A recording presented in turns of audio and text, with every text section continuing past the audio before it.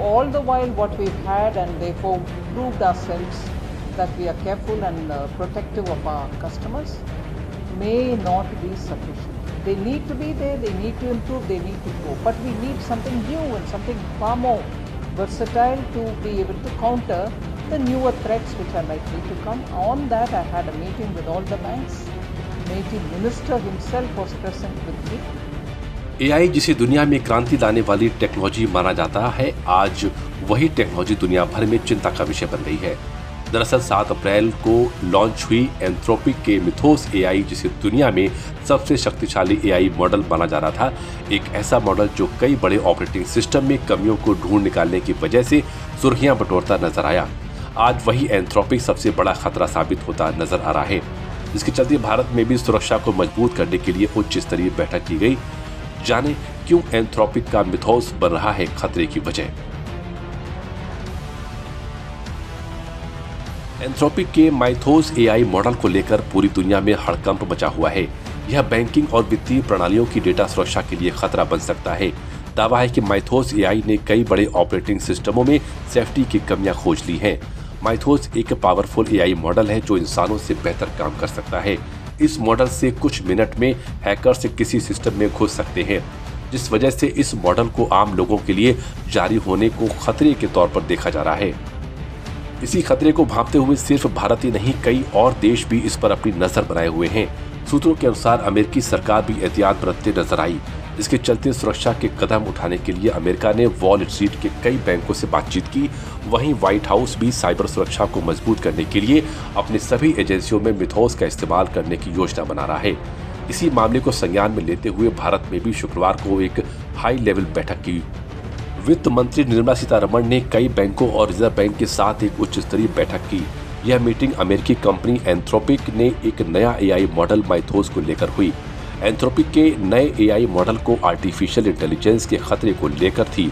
Meeting में AI के security risk के लिए भी निर्देश दिए गए हैं। यह मॉडल बैंकिंग और फाइनेंशियल सिस्टम के डेटा को लेकर खतरा बन सकता है। आशंका है कि यह मॉडल और भी खतरनाक हो सकता है, जिससे बैंक और फाइनेंस संस्थाएं प्रभावित हो सकती हैं। इन्हीं चीजों की गंभीरता को लेकर भारत सरकार ने भी मीटिंग की। मीटिंग में RBI और बैंकों के साथ कई बातों को लेकर चर्चा हुई। बैंकों और अन्य संबंधित एजेंसियों को एक मजबूत तंत्र स्थापित करने की सलाह दी।